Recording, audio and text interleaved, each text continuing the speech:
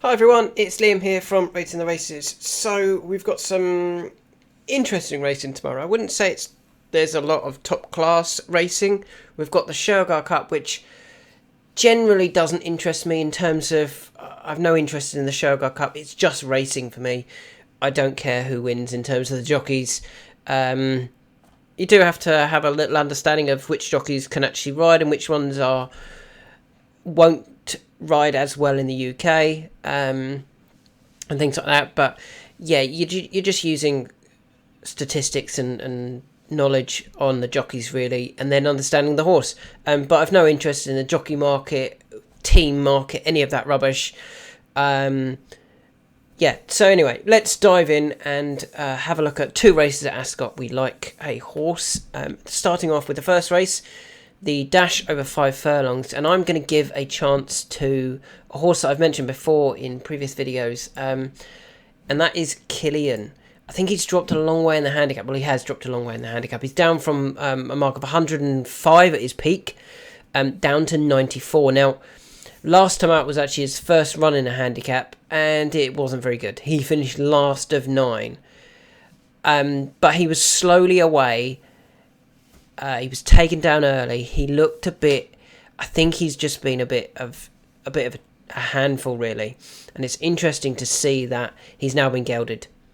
I'm sure when they returned, finished 4th in a listed race, and then ran in the Group 1, they were hoping he was a group horse and could continue running in group races, maybe pick up a place, for example, in a Group 1, and then send him off to stud. You know, he wouldn't have been a great sire, but I imagine that's what they were hoping for.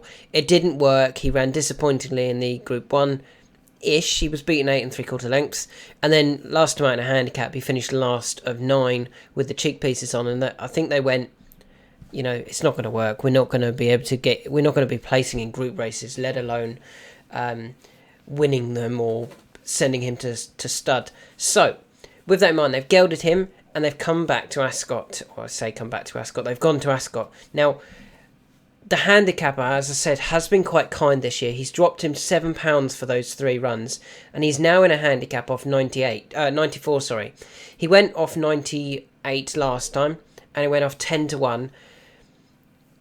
As I've mentioned, I think there's going to be a few jockeys here that are caught out because of how the race is going to be ridden. And just their riding styles aren't really going to suit the horses. Whereas we know Billy Loughnane is actually riding really well. He's had a winner at Royal Ascot this year. And I'm hoping that he can bounce Killian out, get him out on terms. If he can, then we could easily see a reproduction of the form of like when he was third behind Big Evs and Puro Song at Goodwood in the Molecombe, a Group 3. Now that's obviously good Group 3 company, good Group 3 form, a reproduction of that, and I think he would win this. But yeah, I'm just hoping that he can at least keep up and be on his best behaviour sort of thing now he's been gelded. And if that works, his 94 handicap mark could prove to be quite lenient, and he's relatively attractively priced. Let's just have a look. Obviously, we've lost Apollo 1, so the odds have all shortened a little bit, but you can still comfortably get 11-1 about Killian, and I'm hoping from that stall 1 he can jump out, at least be on terms with them, or, you know, just behind them rather than slowly away and always outpaced. If he can keep up early, then I think he'll finish strongly and outrun his odds.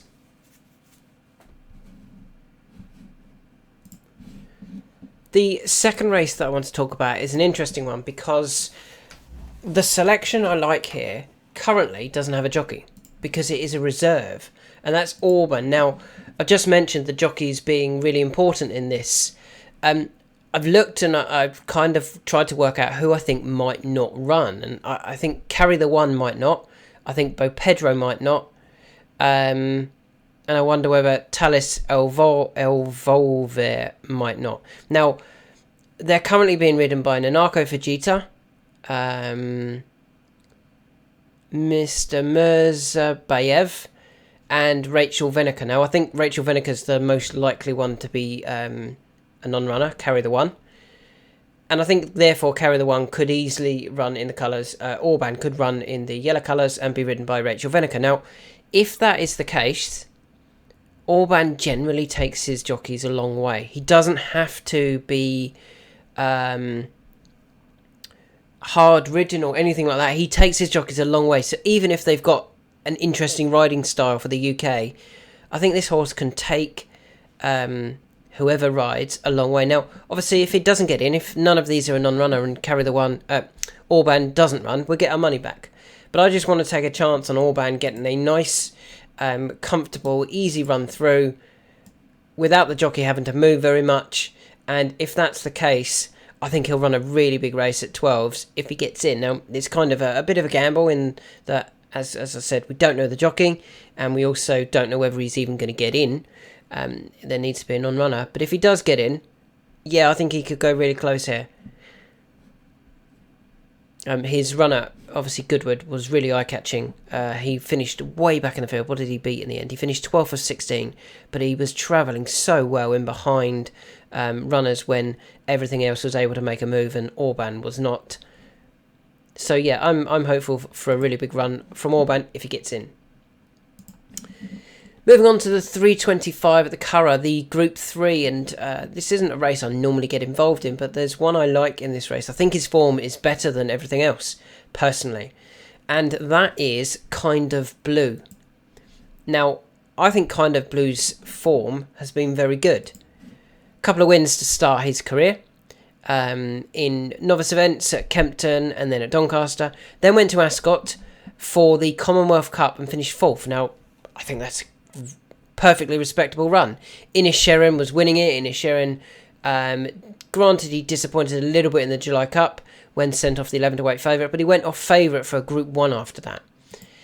We then look at the likes of Lake Forest, who finished 2nd to Inisherin, has since come out and finished 2nd to elite status. I think that is Group 1 form. Regional was back in 4th. I think it's really good form, to be honest. Kind of Blue finished 4th and then 3rd to elite status, and Lake Forest, kind of suggesting that those two maybe are better than him. But I think it's Group 3, Group 2, Group 1 sort of form, whereas I've looked at a lot of the others and I don't really think it is. Electric Storm has been beaten by A Day in Devon at Bath in a listed race. Beat Sophia's Starlight, well, that's only handicap company, top class handicap company in my opinion, and then got beat by Should Have Been a Ring, beating Shardash last time out. Well, Should Have Been a Ring is very inconsistent. Yes, won a Group 3 at Deauville, but had finished 9th in the Group 1, 6th in a Group 2, 2nd in a Group 2, 10th in a Group 3, 3rd in a listed. I mean, that's not really saying that Should Have Been a Ring is a Group 1 horse. Which is what I think Kind of Blue has been beaten by. I think Kind of Blue has been beaten by group horses, whereas Electric Storm has not. Shartash was behind Electric Storm, can't see any reason for that. Give Me the Beat Boys has been good, but I wasn't totally taken by his Group 3 effort behind Bucanero Fierte, and then last time out finishing last in the Commonwealth Cup. Well, obviously on that running, Kind of Blue can Give Me the Beat Boys, and I think the others are Group 3 horses. I think Kind of Blue is a Group 2 horse, maybe a Group 1, 5th, 6th, 7th sort of position, whereas I don't think any of the others are. And with that, let's have a look at the prices. I have already looked at these, obviously, but I'm showing you them live. Kind of Blue has opened at 4s. If we can get that about from the other bookmakers, I'll be more than happy with that, to be honest. I think Kind of Blue will go off favourite and take all of the beating. We then move to Newmarket. We've got a couple at Newmarket that we like. Starting off looking in the 7 furlong race at Newmarket. And I tell you what, some of these horses are seriously out of form, aren't they? Jumbie, look at the numbers here: 005, 000, 54, 000, 660, 100, 180, 241. Now, Bobby Bennu is going to go off the favourite, surely, on the back of could be very, very progressive. I don't think he's the best horse in the race. I'm going to take a chance on a horse that's being dropped in the handicap and coming down to a nice mark, and that's Koi Koi. Now, I think this trip is fine, 7 furlongs, but has dropped significantly in the weights. Has dropped now down to 93 from a high of 99. 93 was actually the last mark he won off. Finished second off 93 at Chester, then went to Wolverhampton and won off 93 in a racing league race, so actually won a decent bit of prize money. Kept running reasonable without getting close enough. A couple of good runs at the beginning of the season at Newmarket and at Epsom. Disappointed at Ascot in the Buckingham Palace Stakes. That was his only disappointing run, really, out of his 3. And he only went off 9-1 for that. In a race of 26 runners off a handicap mark of 95. This is a significantly easier race. He's also back at a track that he has won. He won here. He won the time test handicap off 93 over a mile. He'll stay the trip. Yeah, I think there's plenty to like about him, and I think we're going to get a better price than what we should do for Curragh. Now, he's currently forecast to be 11-1. If he's anywhere near that, I will be backing Curragh, to be honest. Unfortunately, there's no odds just yet. But yeah, forecast to be 11-1. And on the back of 5-0-6-6-0 as his last 5 runs, yeah, I can understand why he might be forecast and why he might be priced up at that. Bobby Bennu, I'm hoping, is really short. I'm hoping he takes up a lot of the market. And the others are priced incorrectly based on that. I'm quite happy with Curragh, and I think he will run a big race at a course he's won at, in an easier race. I think that's key, off a lower mark as well. As I said, he's won here. Did I say he's won twice off 93? He's down to 93. He won at Wolverhampton off 93, and he also won at Newmarket off 93. Newmarket July off 93. So this mark is the mark that he can start to get competitive on. Moving on to the 340, the Group 3 race for fillies. Now, normally I don't really, again, get involved in these types of races. But I feel that Mountain Breeze is the one I want to take here against the shorter price favourite. Let's just have a look at what prices they are both. Load that one up, 340.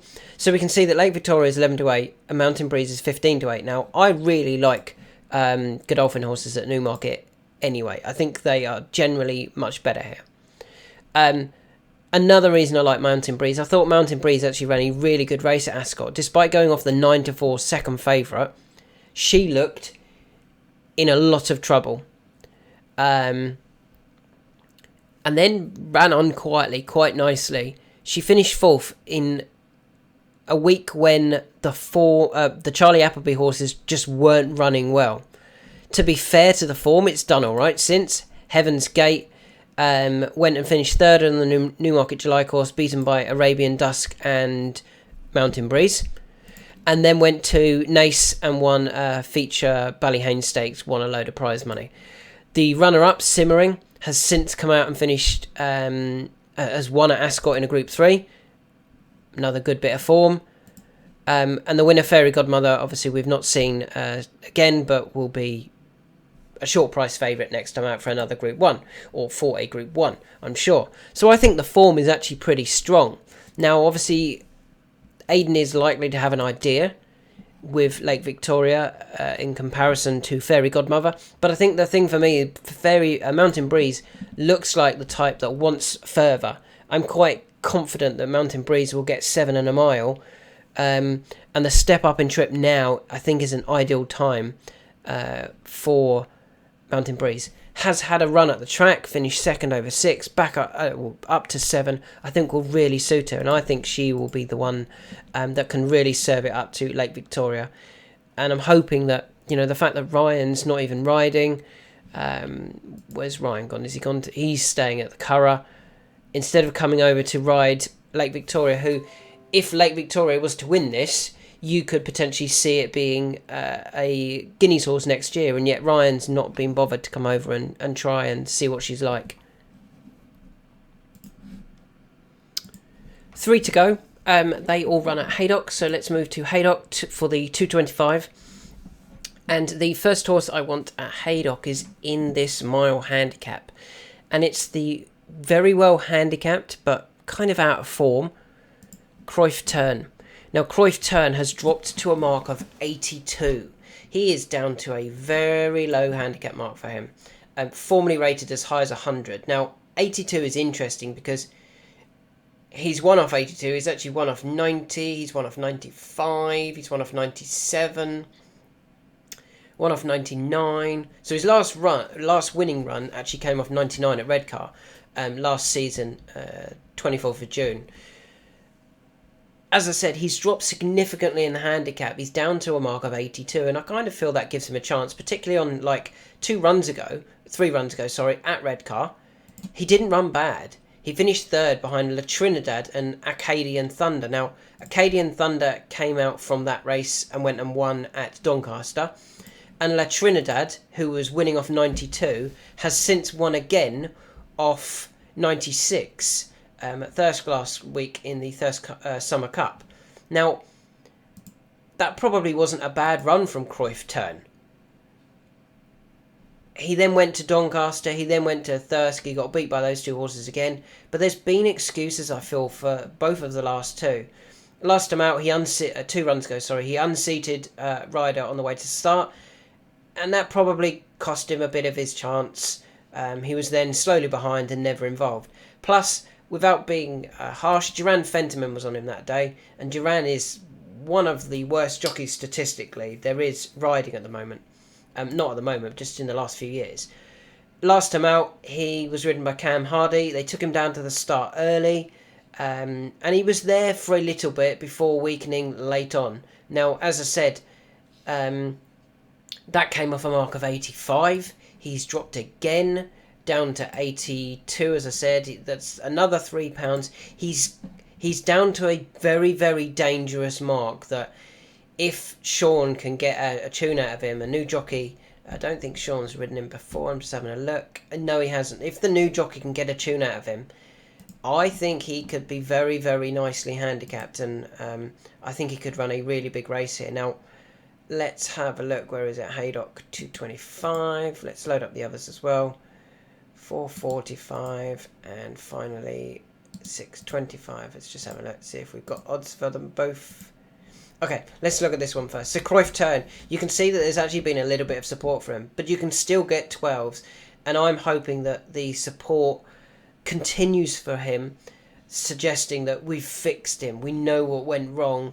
Now we're back down to a mark that we can certainly win off. £3 just a week after it didn't run disastrously, finishing 6th, beaten 3 lengths. As I said, that another £3. Yeah, he's very, very dangerously handicapped, Cruyff Turn, here at Haydock.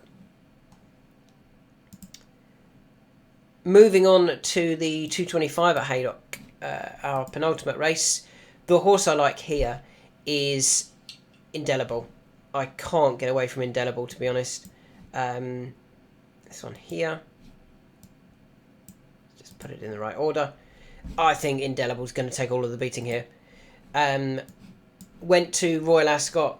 I thought ran a really good race at the Sandringham behind Soprano, Strutting and Uluru. Now, Soprano was our selection that day. Strutting has come out and ran a really good race next time out at Goodwood, when I kind of feel if the jockey had left it a little bit later, she would have been at least second. She might not have beaten at Arasaig. If she'd beaten Surveyor, she'd have probably beaten Arasaig. I think Kieran went way too early that day. But again, as I said, beaten by Arasaig. We were on Arasaig that day. I think the form is really strong. The horses keep getting beat by the right horses. So to have beaten Strutting, to have finished 4th in a race behind Soprano and Strutting, I think that was fair, good form. And was in the wrong group that day at Royal Ascot. I think that was key as well. Then went to Sandown, finished 2nd to Spiritual.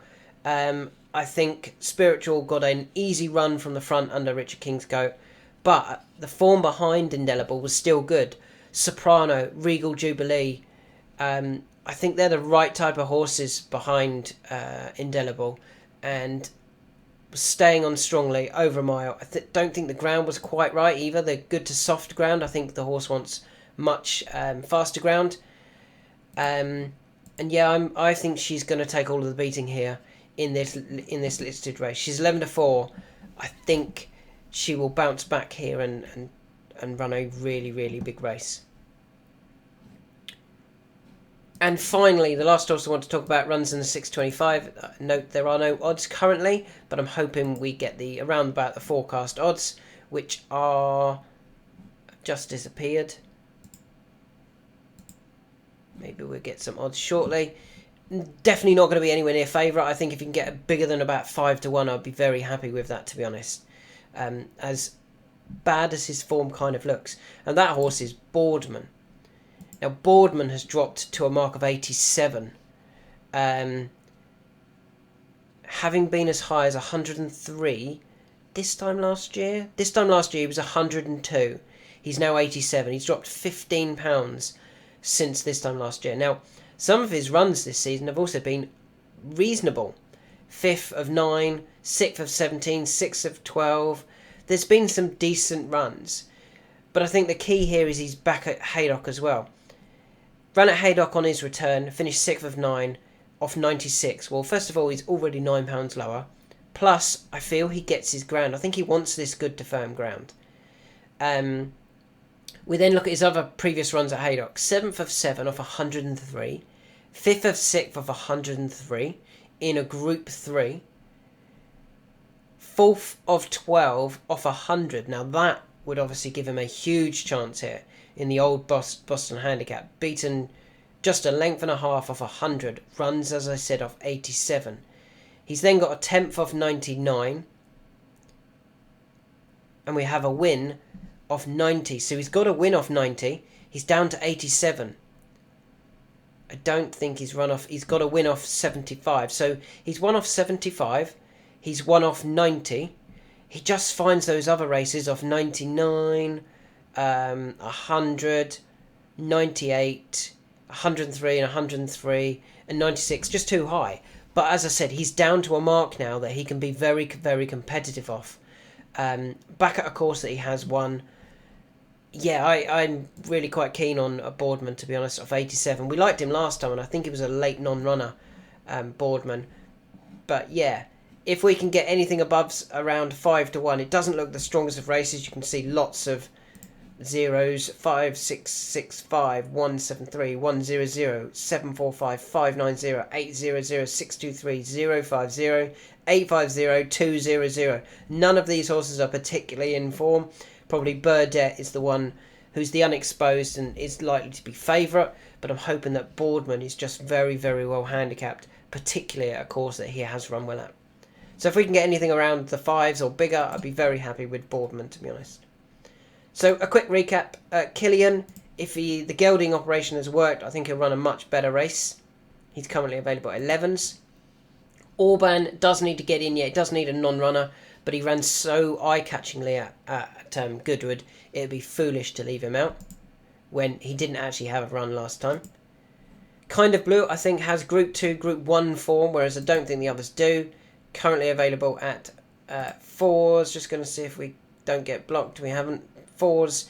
Anything around there, if you don't have a William Hill account, I think will be fine. Koi is forecast to be 11-1, which is too big for a horse who's dropped in the handicap. And doesn't particularly run in a strong looking race. Was well supported last time as well. Mountain Breeze, I think the 7 furlong trip will really suit her. I think it's also interesting that Ryan doesn't come over to ride Lake Victoria, who you would have thought could have been one of their Guineas horses next year. Cruyff Turn is dangerously handicapped at Haydock. I think his efforts a couple of runs ago were actually quite decent. And if Sean Curragh can get a better tune out of him, he is very well handicapped for sure. Indelible, I think she's the best horse in this race, and I think she's the one with the most progression as well. Her defeat last time out, there was nothing wrong with that really, and I think she will go one better tomorrow. And finally, Boardman, he is very well handicapped at Haydock, and again, if Sean can get a tune out of him at a course that he's done well at, or found the races that he's just been too high handicapped, he's down to a handicap mark now that he can certainly go well off.